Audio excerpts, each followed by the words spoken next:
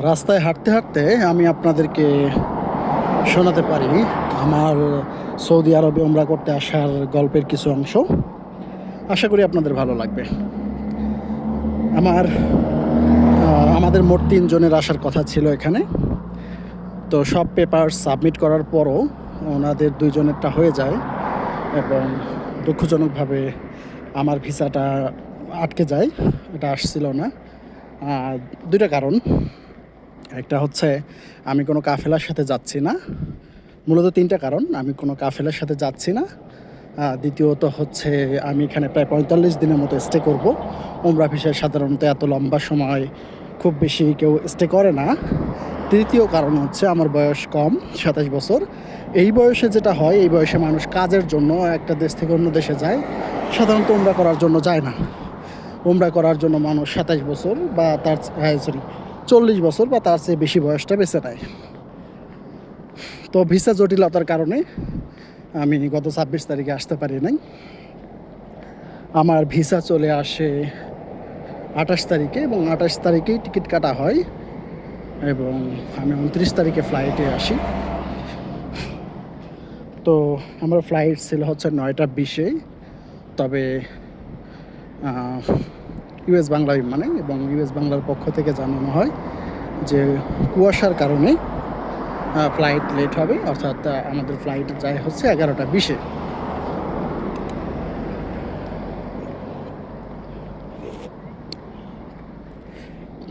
রাত 11টা 20-এ ছিল আমাদের ফ্লাইট। তো আমি বিকেল 3টা বাজে মিরপুর আমার বাসা থেকে বের হই, কারণ রাস্তায় শহীদ হাতি হত্যার বিচারের জন্য আন্দোলন চলছিল, যার কারণে রাস্তাঘাটে চলাফেরা করাটা একটু কষ্টকর ছিল। সে বিষয়টা মাথায় রেখেই আমি দ্রুত বের হই বাসা থেকে, এবং ভেঙে ভেঙে আসতে হয়েছে আমাকে। প্রথমত আমি মেট্রো রেলে করে আসি উত্তরা পর্যন্ত, তারপর সেখান থেকে আর একটা হচ্ছে আমি সিএনজি নেই। সিএনজি আমাকে জসিমউদ্দিন পর্যন্ত নিয়ে যেতে রাজি হয় এবং তার বেশি যেতে সে অপারগতা জানায়। এরই প্রেক্ষিতে আমি আবার ওখান থেকে আর একটা হচ্ছে রিক্সা নিয়ে এয়ারপোর্টে ঢোকার যে মসজিদ আছে সে মসজিদ পর্যন্ত যাই। মসজিদের জায়গাটুকু আমার বক্স ব্যাগ এই সব কিছু মাথায় করে নিয়ে দেন পার হই। আমার এক স্টুডেন্ট ছিল আমার সাথে, সে আমাকে এই পুরোটা সময় অনেক সাহায্য করেছে। পরবর্তীতে ওখান থেকে আমাকে আর একটা সিএনজি নিতে হয় এবং ওই সিএনজি নিয়ে আমি যাই। তারপরে প্রায় 7:30 8টা বেজে গিয়েছিল আমার ওখানে যেতে। আমি যখন হচ্ছে ওখানে এন্ট্রি করার পর লাইন খুঁজে পাই, তারপর আমার বক্স যেটা ছিল, যেটা কার্গো হিসাবে আসবে, সেইটা সাবমিট করি। তারপর ইমিগ্রেশনের একটা বিশাল লম্বা লাইন ছিল এবং ইমিগ্রেশন পুলিশ যেহেতু অনেক সতর্কতার সাথে চেক করছিল, স্বাভাবিকভাবেই আমার বেশ সময় লাগছিল।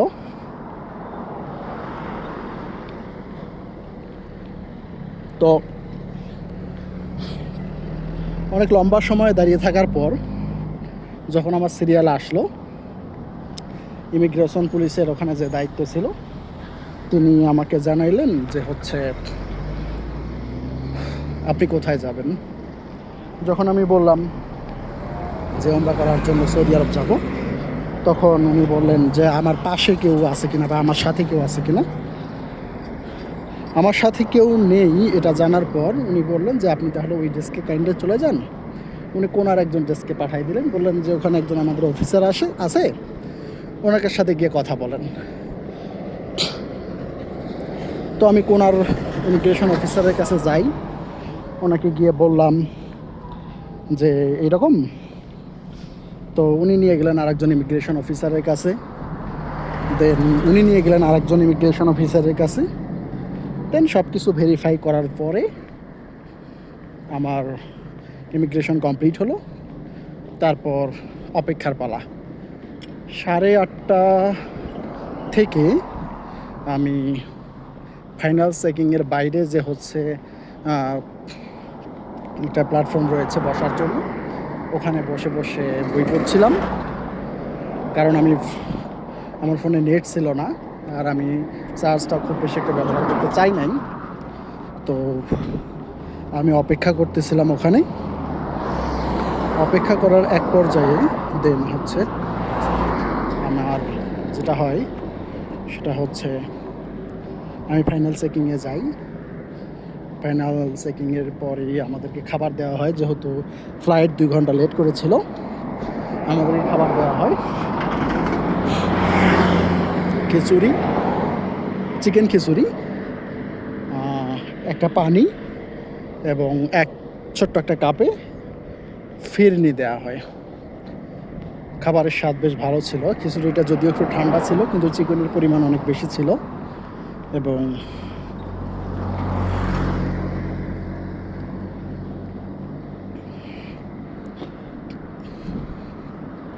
খাওয়ার পর আমরা আবার অপেক্ষা করতে থাকি।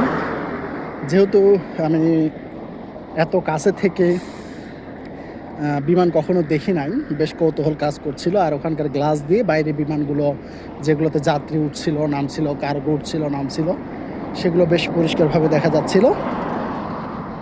আমি কৌতূহলী হয়ে গ্লাসের পাশে দাঁড়িয়েছিলাম এবং বেশ সেভাবেই সময়টা কেটে যায়। তারপর সময় 11টা 20 নাগাদ আমাদেরকে নিচে যেতে বলা হয়। ততক্ষণে ইউএস বাংলা যে অফিসিয়াল বাস ছিল তাদের বিমানে নেওয়ার জন্য, সেই বাস নিচে অপেক্ষা করছিল। যেহেতু প্রায় আমরা 450 জনেরও বেশি মানুষ একসঙ্গে ছিলাম, তারা আস্তে আস্তে ভিড় ঠেলে নিচে নামতে থাকি। বাসে করে আমাদের যে বিমানটা যেখানে অবস্থান করছিল সেই বিমানে গিয়ে উঠি। ওঠার পর আমার সিট পড়েছিল একদম বিমানের পিছনের দিকে, এবং আমার যেটা আশা ছিল হয়তো আমার সিটটা জানালার পাশে পড়বে, কিন্তু সব আশা তো আর সবসময় পূর্ণ হয় না। তো ঠিক জানালার পাশে না হলেও 2 সিট পরে, অর্থাৎ মোটামুটি এখান থেকে জানালার বাইরে দিয়ে বাকি অংশ দেখা যাচ্ছিল। আর যেহেতু ফ্লাইট ছিল রাত 11টা 20-এর পর, সুতরাং আমাদের বিমান হয়তো রাত্রেই উঠবে, রাত্রেই ল্যান্ড করবে, এরকম একটা ব্যাপার ছিল। তারপর বিমানে উঠে আমরা অপেক্ষা করতে থাকি। অপেক্ষা করতে করতে বেশ খানিকটা সময় পেরিয়ে যায় এবং ভিতরের মানুষ স্বাভাবিকভাবেই অনেক বেশি রাগান্বিত হয়ে গিয়েছিল। কারণ যতদূর জানলাম বিমানের ফ্লাইট ছিল হচ্ছে 3টা 20-এ, সেই ফ্লাইট চেঞ্জ হয়ে এসেছে 9টা 20-এ। তারপর হচ্ছে বিমান সময় চেঞ্জ হয়ে আসছে 11টা 20-এ। 11টা 20-এ বিমানে ওঠার পরও যখন বিমান বেশ খানিকক্ষণ সময় ধরে অপেক্ষা করছিল, তখন ভিতরে মানুষ অনেক বেশি উত্তেজিত হয়ে যায়। তো আমাদের দেশের প্রেক্ষাপটে আমরা আসলে এত লম্বা সময় অপেক্ষা করে অভ্যস্ত যেহেতু নই। যাই হোক, পরবর্তীতে আমাদের প্লেন রানওয়েতে প্রবেশ করে রাত 1টা 7 মিনিটে। কারণ এই সময় আমি সময় দেখেছিলাম। রাত 1টা 7 মিনিটে রানওয়েতে যাই এবং কোথাও না থেমে আমরা ধীরে ধীরে ফ্লাই করি। কেবিন ক্রুরা তার আগে দেখিয়ে দিয়েছিল কিভাবে আমাদের বসতে হবে, সিট বেল্ট বাঁধতে হবে। এবং ফ্লাই করার কিছুক্ষণ পর কেবিন ক্রুরা তারা আমাদের জন্য জুস নিয়ে আসে। 2টা জুস ছিল, একটা হচ্ছে অরেঞ্জ জুস আর একটা ছিল অ্যাপেল জুস। আমি অরেঞ্জ জুসটা নিয়েছিলাম কারণ অ্যাপেলের গন্ধ আমার কাছে একটু অন্যরকম লাগে, তার তুলনায় আমি এটাকে বেশি প্রেফার করি। তো সেভাবেই আমরা জুস খেলাম। জুস খাওয়ার কিছুক্ষণ পরই তারা আমাদের জন্য দিল, একটু এদিক সেদিক হতে পারে। তারা আমাদেরকে হয়তো রাতের খাবারটা দিয়েছিল অথবা কোক দিয়েছিল। আমি যদিও একটু কোক কম খাই, তারপরেও খানিকটা কোক খেয়েছিলাম। হ্যাঁ, কোকই ছিল। দেন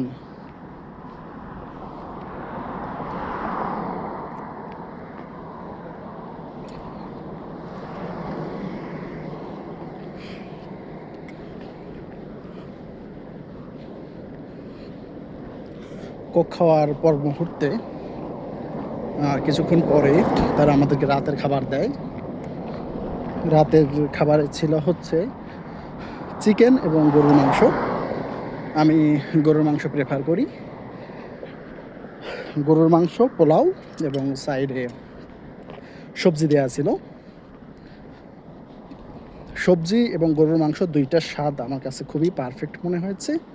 আর পোলাও যেটা ছিল সেটা ওভারঅল, গরুর মাংসগুলো অনেক নরম ছিল এবং পরিমাণে একটু বেশিই ছিল বলা যায়।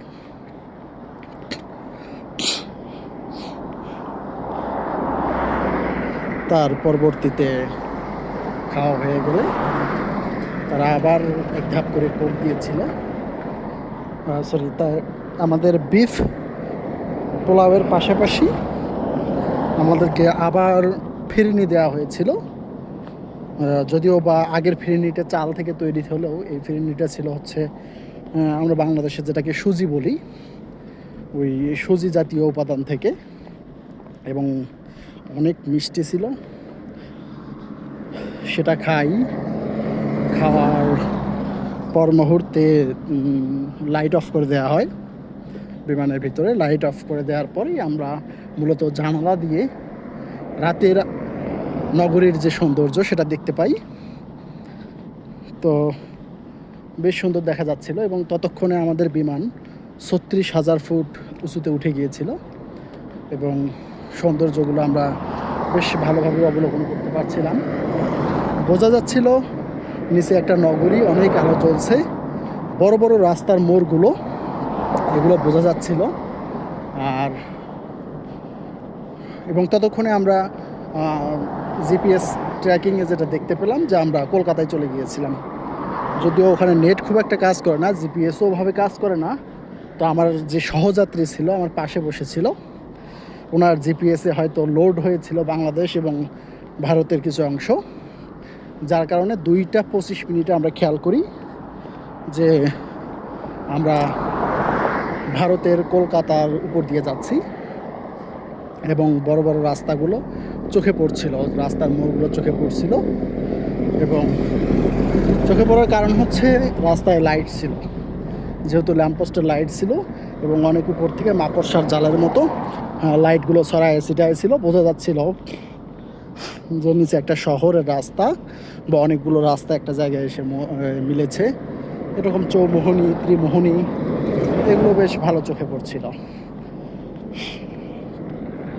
এবং বেশ খানিকক্ষণ ধরে উঠতে থাকে এবং এক পর্যায়ে আমরা ঘুমিয়ে পড়ি।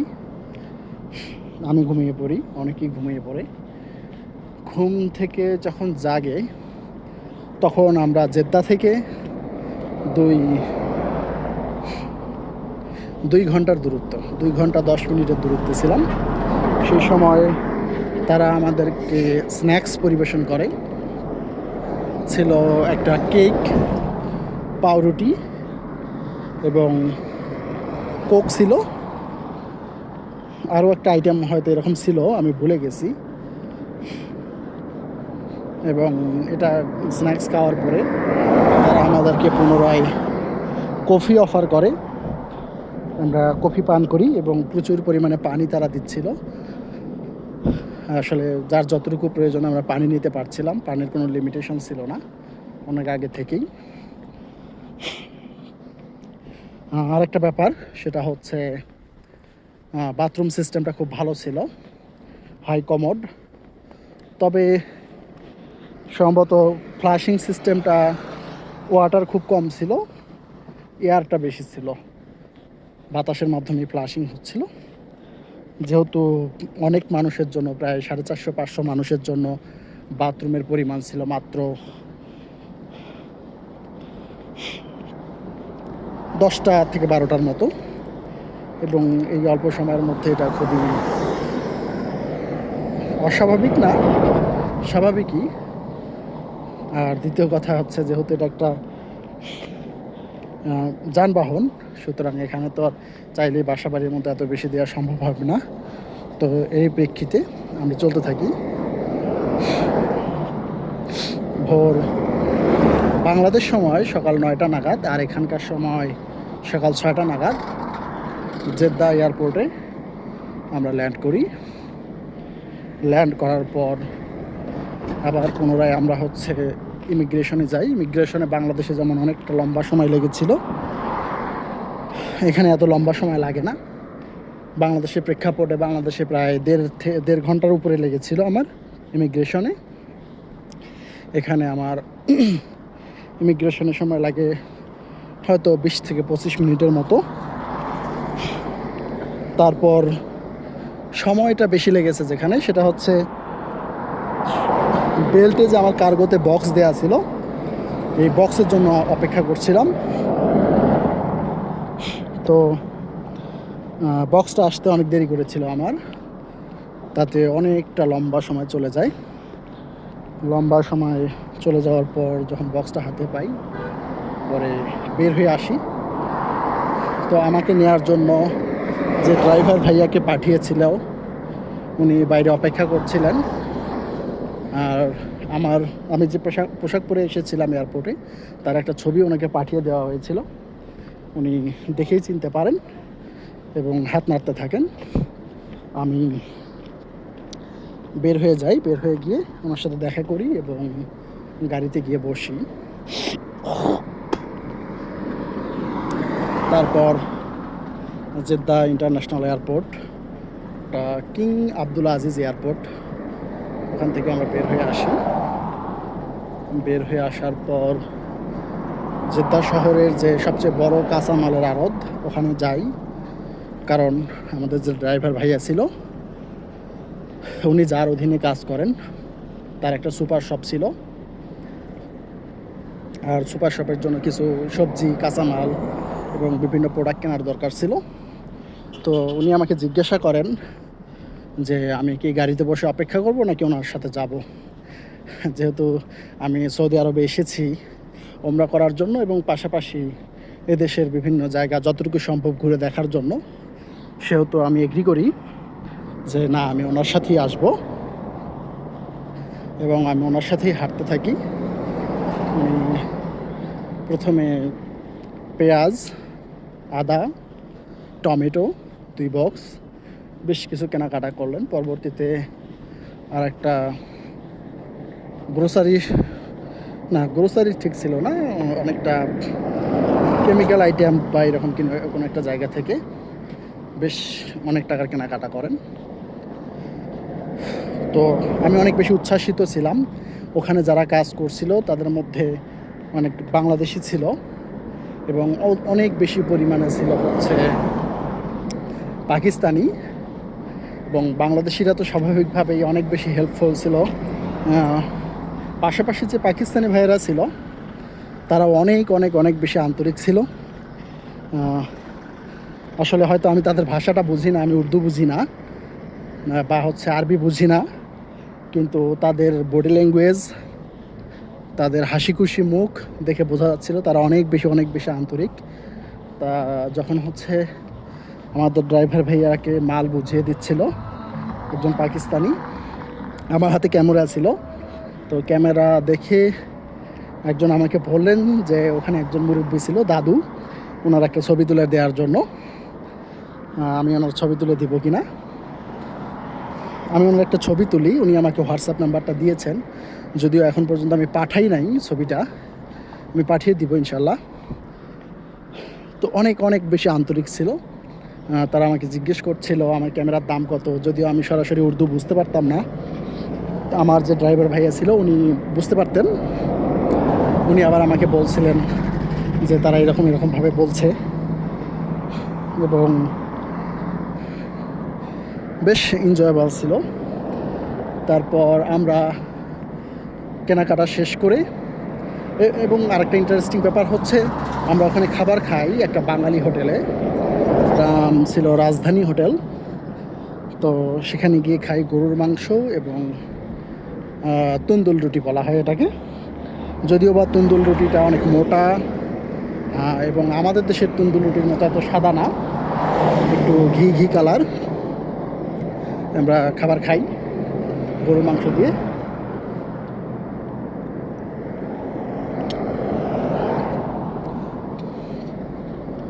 খাবার খাওয়ার পরে দেন আমরা চলে আসি এবং প্রায় এখানে পৌঁছাতে প্রায় আরও 4.5 ঘন্টার মতো সময় লেগেছে আমাদের গাড়ির গতি ছিল গড়ে 100 কিলোমিটারের মতো। কখনো কখনো সেটা 120 কিলোমিটারও পার করছিল, কখনো কখনো সেটা 80 কিলোমিটারও নেমে যাচ্ছিল। এবং আমি এখানে এসে দেখি প্রায় 4.5 ঘন্টা পর বাসার সামনে এসে দেখি যে আমার জন্য তারা অপেক্ষা করছে। এই ছিল আমার বাংলাদেশ থেকে সৌদি আরব এসে ওঠা পর্যন্ত গল্পটা। তো এর পরবর্তীতে হয়তো আরও বেশ কিছু আলোচনা করা যাবে এখানে আমি কীভাবে ঘুরছি দেখছি, হ্যাঁ, সব কিছু মিলায়। আসসালামু আলাইকুম।